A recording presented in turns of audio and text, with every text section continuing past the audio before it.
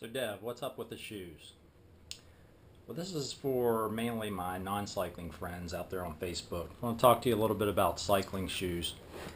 As you know, I spend a lot of time on the bike, and this year so far, probably close to 500 hours I've spent in my cycling shoes. So it's very important if you are a serious cyclist to have good footwear. This pair of shoes right here retail for probably but one of the first things you notice, there's no shoestrings. It uses basically a wire with what's called a BOA restraining system with these knobs. So there's no shoestrings to get caught up in your chain, possibly cause an accident, or just your shoestrings coming loose while you're riding. The other thing you may notice is this is actually clipped on to the pedal.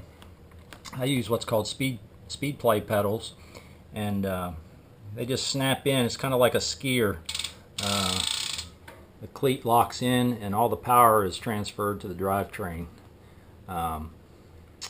Pretty easy to unclip. You just twist it, twist your foot, and it'll come loose.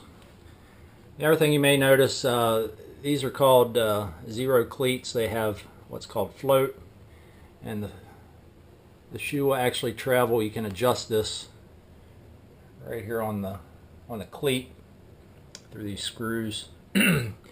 And that actually allows your knee to travel in a natural movement through the pedal stroke. You can see it moves left and right slightly. You can adjust how much float you want. I make sure that it's not too much where it's still clearing my crank if I'm all the way towards the inside of the crank. The sole are actually made of carbon, and the stiffness index is 13 on these shoes. I'm not sure what that means, but it just means they're extremely stiff. Also, these shoes use what's known as body geometry, so the footbeds are made to prevent numbness in your feet if you're out on a long ride.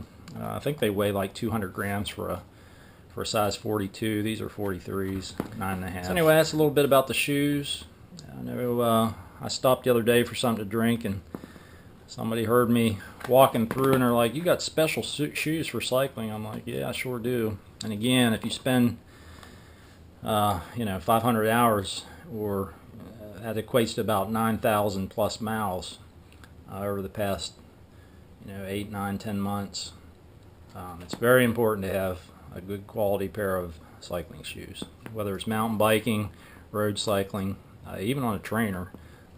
You want to have good shoes because your feet will thank you for it. Okay, that's about it from here.